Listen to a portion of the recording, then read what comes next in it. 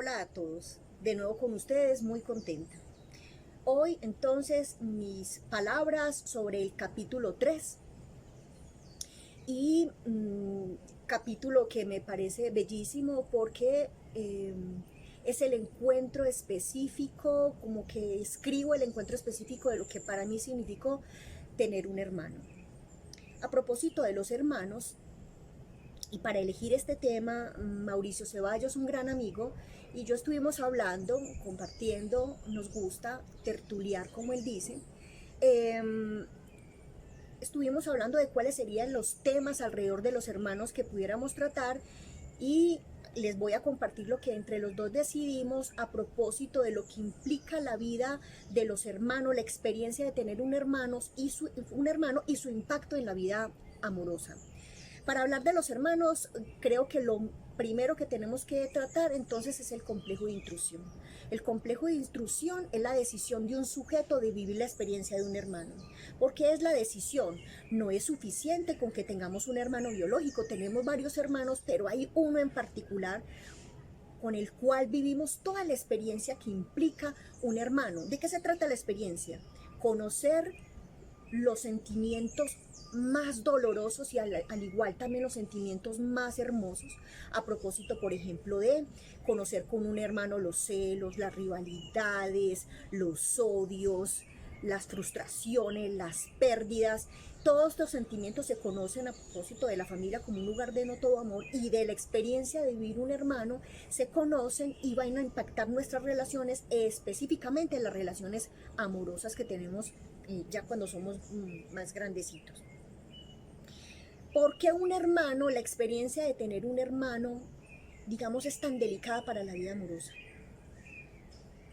Primero, como me lo hacía notar Mauricio, primero porque no es garantía de que hayan 4 o 5 hermanos para que todos ocupen ese lugar. Algunos hermanos no ocupan ese lugar, sino el lugar del padre. Cuando, por ejemplo, el padre no quiere, el padre de la realidad no quiere cumplir con su función económica, afectiva, o ha muerto, o se ha ido de casa, se han divorciado. Entonces no es garantía de que haya alguien que se le nombre como hermano para que en realidad ocupe ese lugar. Yo creo que finalmente esos lugares donde hay como unas usurpaciones, hay un lugar que no me corresponde, pero yo lo ocupo por las circunstancias que sean. Esas usurpaciones después tienen un montón de consecuencias porque, por ejemplo, pasa mucho que el hermano mayor se mató, como decimos en Antioquia, toda la vida para sostener a sus hermanitos, para que no les falte nada, como decimos en esta región, y de pronto cuando el hermano menor, que ha sido acompañado económicamente por ese hermano, que hasta deja de lado sus pasiones y sus proyectos por esos hermanos, cuando ese hermano mayor quiere poner autoridad, entonces el hermano menor resulta que dice que usted no es mi papá. Por supuesto que ha cumplido con esa labor, que la ha usurpado, sí, pero me parece bastante llamativo que el hermano menor, cuando tenga que recibir la autoridad de un padre, que aunque haya sido usurpado, de un padre que se ha sacrificado literalmente por él, ya entonces no le quiera dar ese lugar. Las usurpaciones tienen esas consecuencias. Entonces, ¿qué es un hermano?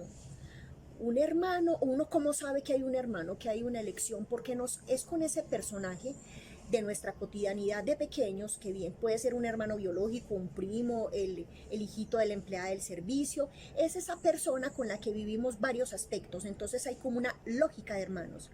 Uno de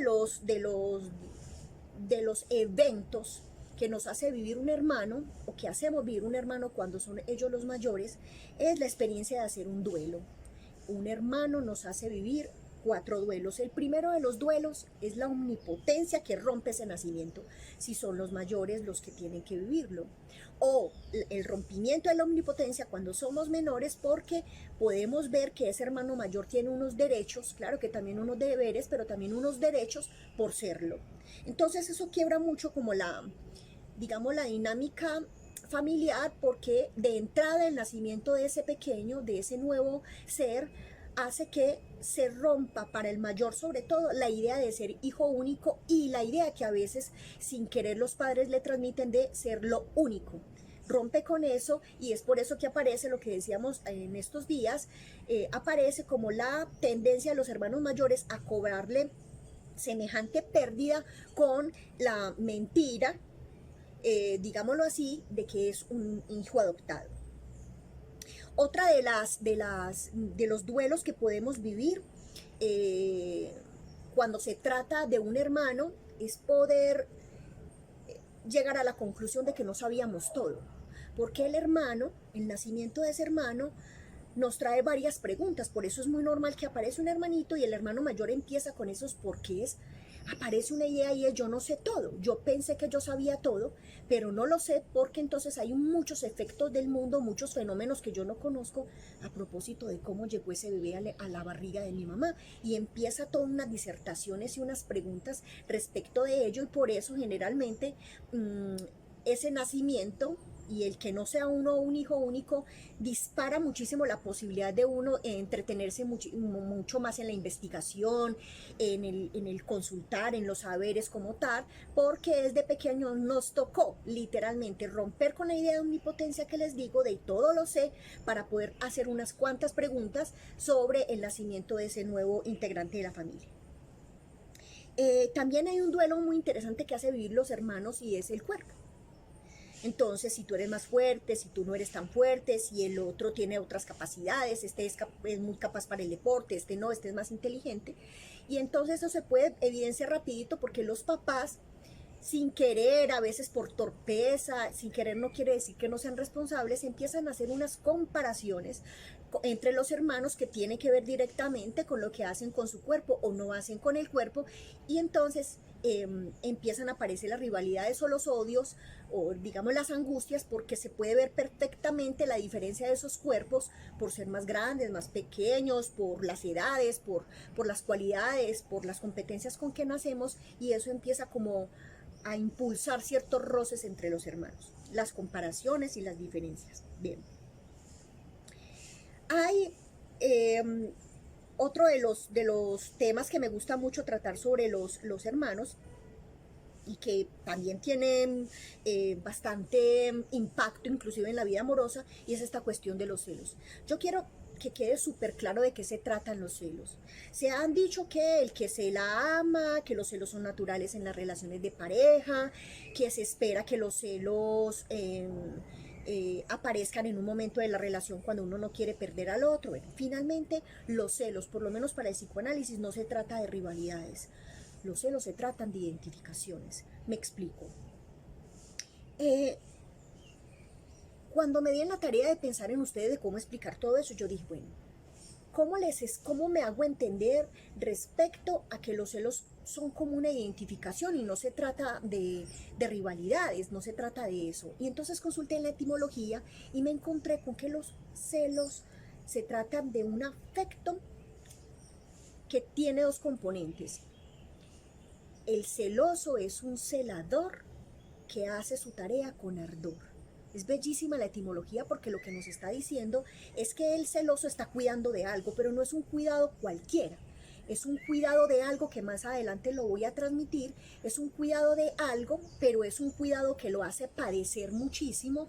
Entonces, sufre muchísimo. El celoso no dice, no, qué rico, estoy celoso hoy, qué maravilla, me encanta, sino que en lo general el celoso tiene angustia de perder algo, que ahorita pues como que lo explico. Entonces, entre los hermanos hay celos precisamente porque en esa relación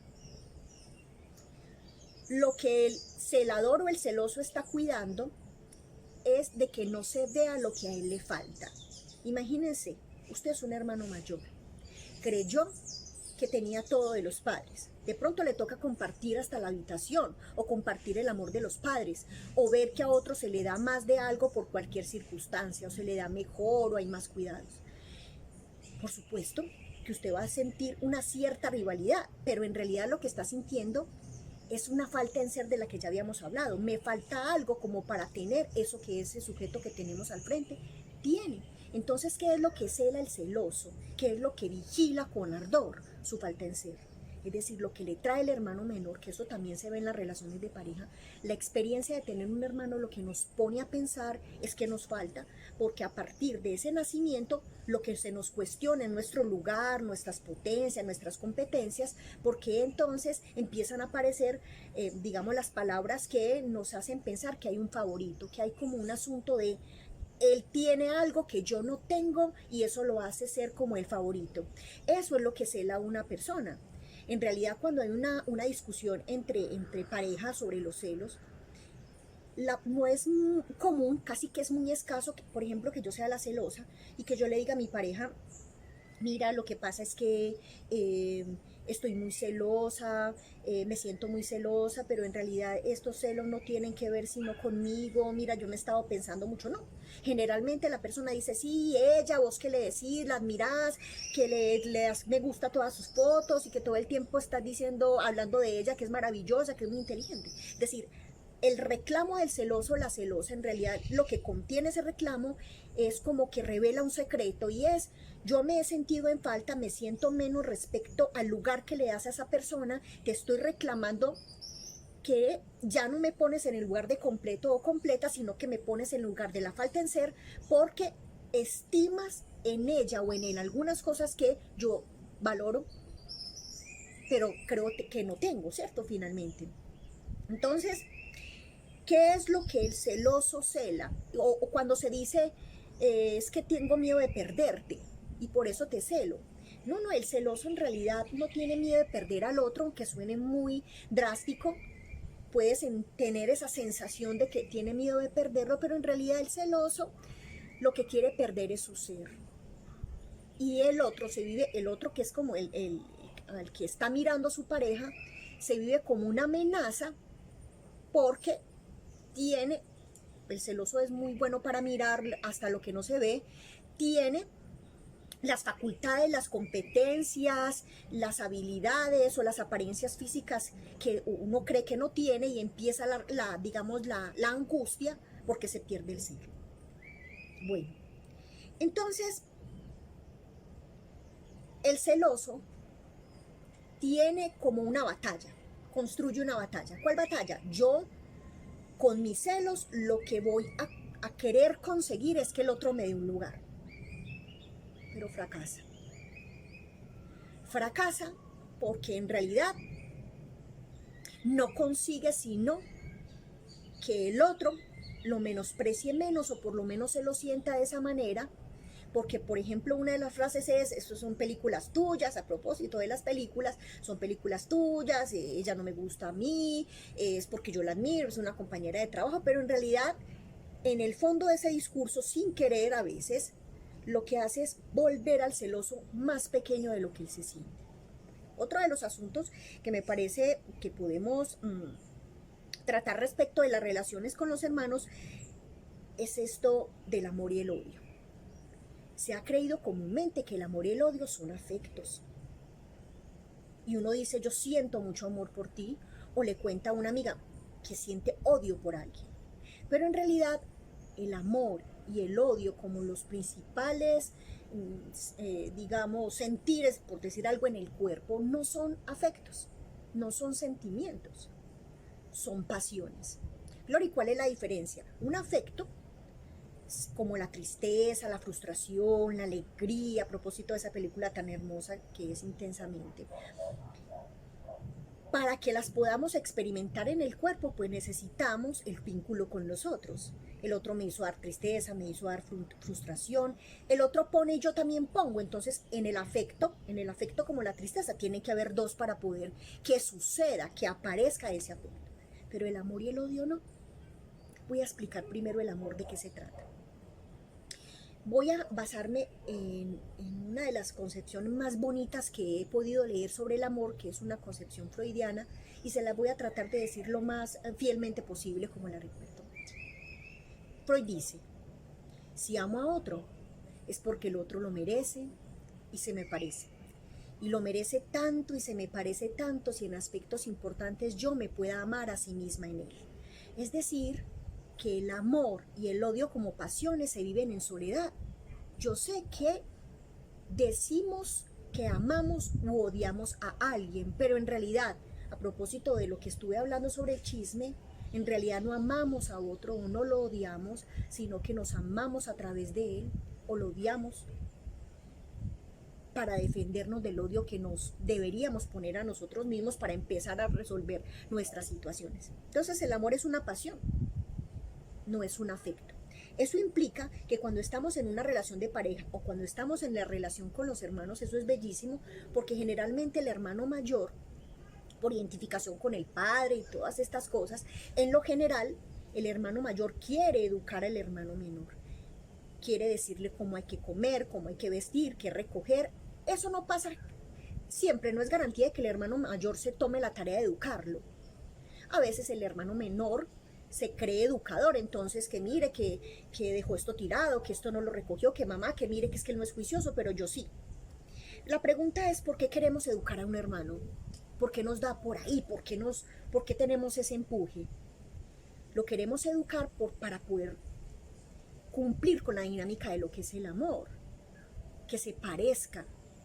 Nuestro empuje a educar a los otros cuando estamos en las relaciones de pareja o con los hermanos es como un impulso a querer que los otros se parezcan a nosotros. Entonces las instrucciones que les damos, las pautas que les damos para vivir no quieren sino que ese sujeto que tenemos al frente, sea nuestro hermano o nuestra pareja, se parezca mucho a nosotros. Entonces generalmente eso es en lo que he visto que fracasan mucho las parejas, que tratan de educar a sus parejas como si fueran los hermanos que tuvieron cuando eran pequeños. Pero el secreto que guarda el educador en la relación de pareja, porque siempre hay uno que quiere educar, es: quiero que te parezcas a mí porque ya me enteré que somos distintos. Entonces yo creo que si tienes ese problema hay que tener en cuenta que es un impulso humano desde que tenemos un hermano educar al otro, pero también que hay un secreto amoroso allí, y es que nos enteramos de la evidencia absolutamente sustancial de que somos distintos, y nos enteramos de esa diferencia y ponemos la educación, lo voy a decir como de esa manera, ponemos la educación para preservar el vínculo, porque si somos distintos no nos podríamos vincular, no nos podríamos enlazar. Bueno, vamos a hablar del odio.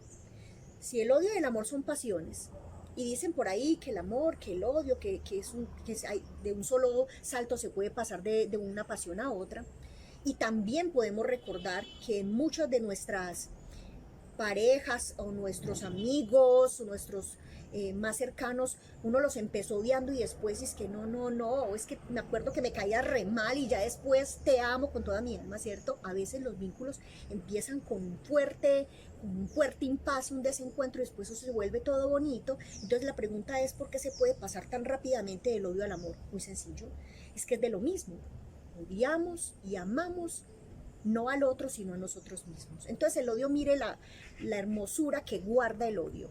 Usted le habla mal a su amigo de alguien, le dice que le cae muy mal, que tan pinchado, que tan fastidiosa, que no sé qué, que es muy prepotente, pero en realidad usted no está hablando del otro. El odio sirve como un mecanismo de defensa al sujeto. Es un mecanismo de defensa porque lo que realmente está diciendo con ese odio es que prefiere odiarlo del otro a odiarse a sí mismo. Ese es el odio, como la lógica del odio. Defenderme de una pregunta, ahorrarme una pregunta, y es: ¿yo qué debo cambiar? ¿Cuáles son mis defectos? ¿Cuáles son mis incomodidades? Y más bien las pongo en el otro para poderme proteger. Una protección bastante complicada, pero es una protección, es un mecanismo de defensa para no hacerse cargo de lo que realmente se tiene que ocupar. Otro de los asuntos que he visto que pasa entre la relación con los hermanos tiene que ver como con las agresiones, con los golpes, con que le pegué a mi hermano, con que lo mordí, como me decían algunos pacientes, lo tiré por las escalas, me siento culpable, tengo pesadillas. Estas agresiones, yo me puse a pensar una vez como por qué se agrede al otro cuando generalmente, y no es únicamente una agresión de los mayores a los menores, a veces los hermanos menores abusan y maltratan a sus hermanos mayores. Me puse a pensar eso, por qué sucede, y digamos que, para decirlo, y podemos tratarlo con más detalle alguna vez, esas agresiones a mi juicio suceden como una respuesta imperativa de un sujeto al darse cuenta que no hay palabras que medien, es decir, si el hermano menor no habla todavía o no puede sostener más o menos una conversación, si se tiene la idea de que los padres no defienden, no intervienen como es, siempre hay uno que parece ser el favorito, el privilegiado, al que no lo castigan, si esas dinámicas suceden, el golpe en cualquier relación aparece cuando las palabras no alcanzan para poder que ese vínculo digamos, no se quede como en la agresión, sino que vaya hacia adelante. Me llama mucho la atención lo que les pasa a los seres humanos cuando ya crecen y entonces que ya las relaciones con los hermanos no son tan agresivas porque ya no se golpean, algunos permanecen en ese tipo de agresiones, pero pasa como que la edad va transcurriendo, vamos creciendo y de pronto ese vínculo se calma. Generalmente se calma cuando ya conocemos el sufrimiento, cuando ya conocemos la experiencia de tener hijitos, cuando ya conocemos la experiencia de tener 2 hijos ahí lidiando con lo que implica ser hermanos y uno acordándose de todo eso, eso se le viene encima y dependiendo de cómo te hayas ocupado ese vínculo con los hermanos, vas a poder tratar ese otro vínculo porque si te identificaste completamente al lugar de víctima, de a mí que me hacía mi hermano no sé qué y no sé cuántas, va a quedar muy difícil que cuando hayan 2 hermanos, tú como padre no intervengas con tus propias creencias y con tu propia posición de víctima de la experiencia que tuviste cuando eras pequeño. Entonces la agresión aparece en los seres humanos cuando ese vínculo con las palabras se agota, cuando no hay nada que medie, cuando sobre todo ninguno de los dos quiere estar en posición de falta, es decir, de reconocer que pone algo para que el vínculo no esté bien. Bueno, ¿qué se desprende en la relación con un hermano? Es decir, cuando tenemos la experiencia de un hermano, ¿eso cómo se puede reflejar en la vida adulta?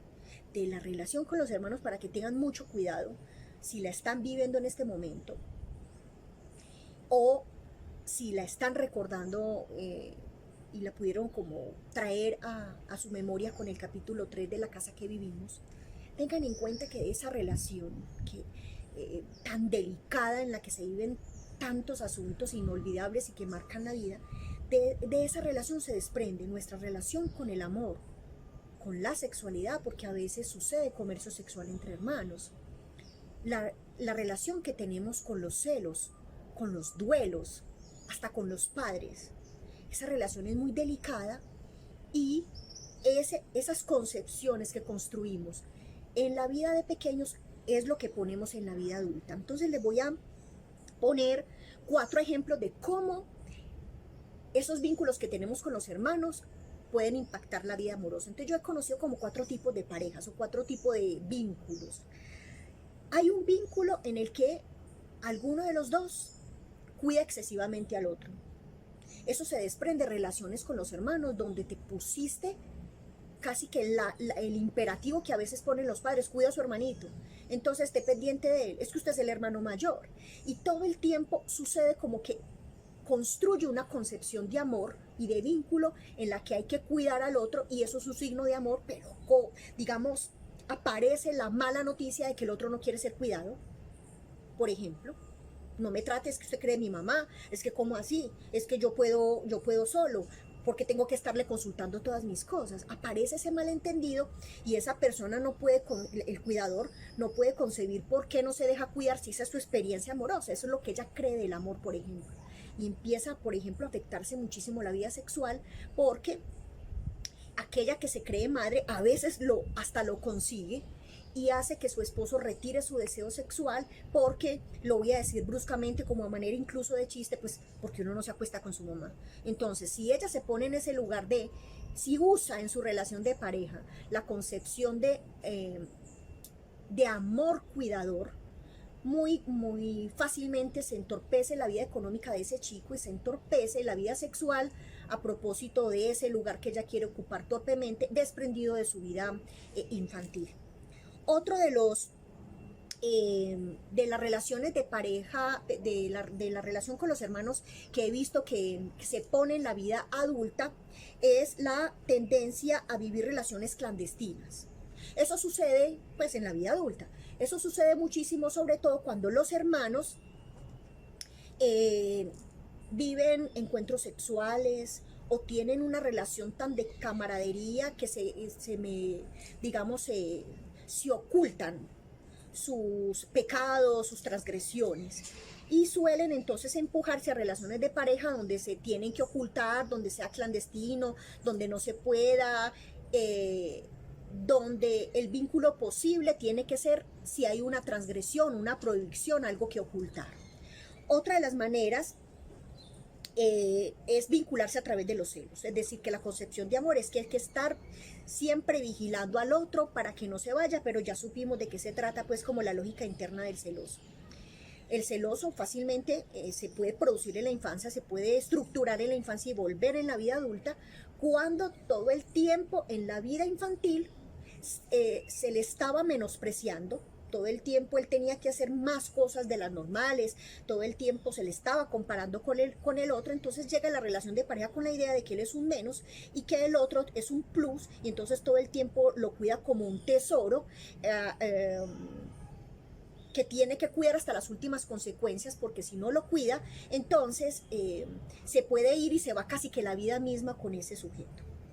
Y otra de las tendencias que me ha parecido, que ahorita le estaba como apuntando algunas cosas, es el empuje a la agresión. Hay personas que se vinculan solamente si hay agresión. Agresión física, agresión con palabras, empujes a los maltratos psicológicos inclusive.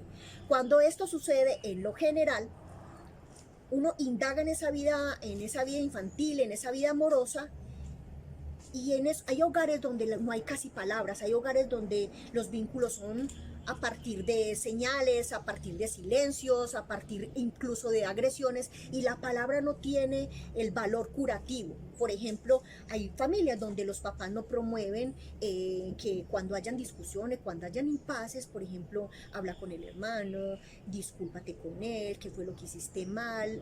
Hay familias en las que las palabras son el último recurso, y generalmente son recursos usados como inmunólogo. Es decir, la mamá dice una cosa, el papá dice una cosa, y no se puede, los otros, pues los chicos que están pues como en ese momento discutiendo, no tienen ninguna intervención. Es decir, escuchan lo que hay que hacer, escuchan lo que hay que producir, le escuchan el comportamiento esperable, pero no tienen la oportunidad de poner en palabras lo que están sintiendo y cómo quieren, por ejemplo, remediar la situación. Entonces,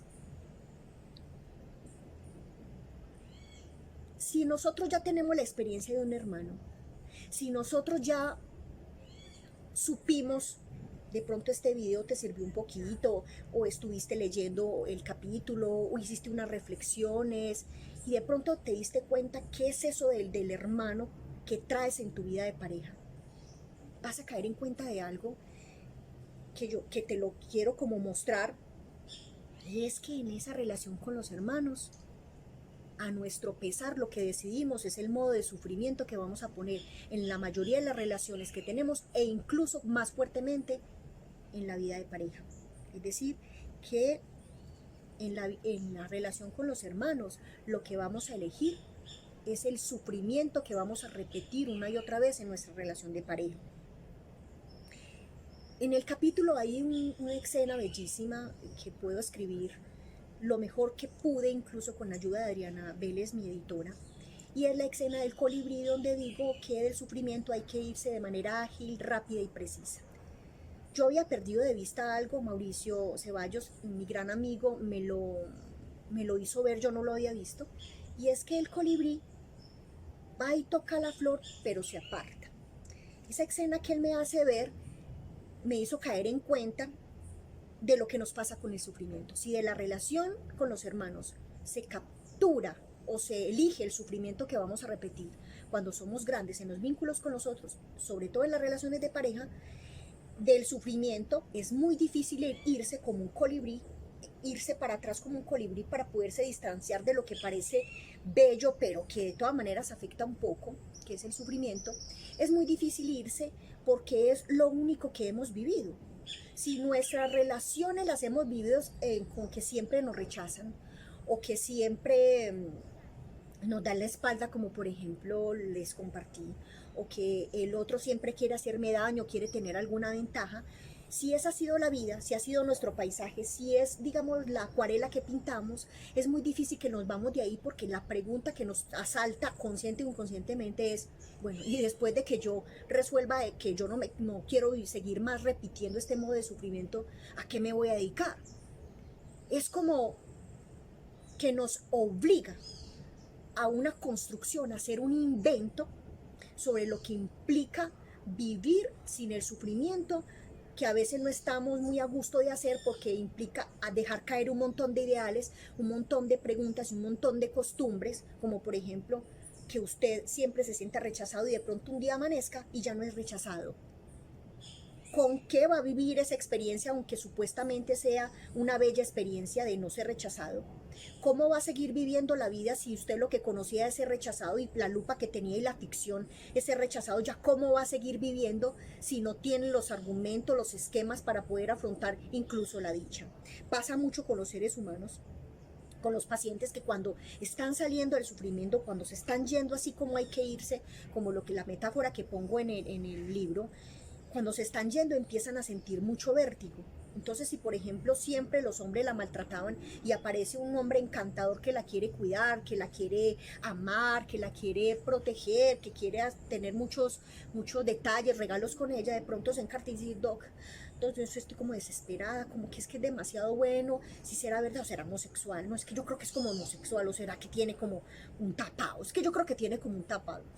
Eso produce mucha risa y toda la cosa, pero en el fondo ese sujeto lo que está declarando es que el sufrimiento era su casa.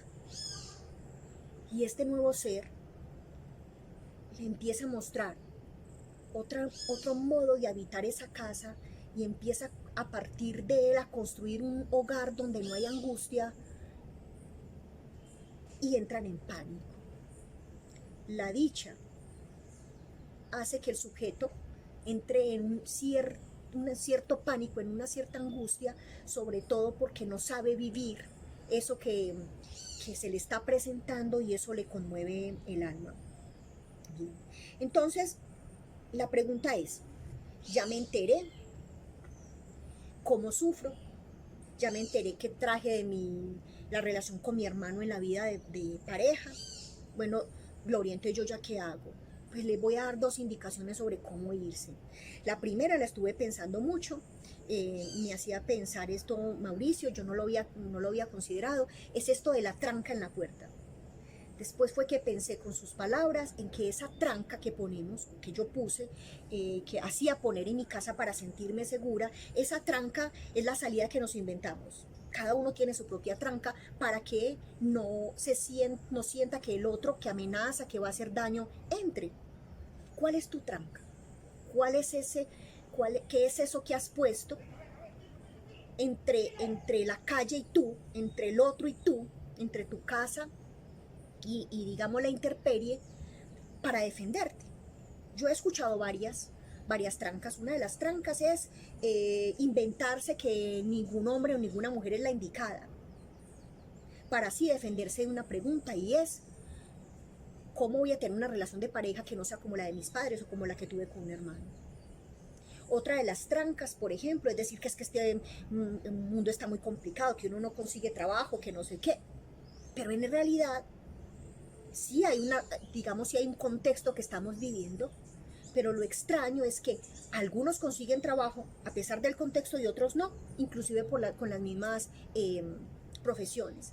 Me decía mi chiqui esta mañana, mi hijito, me decía que él lamentaba mucho que uno de sus amiguitos no pudiese tener un Play como él.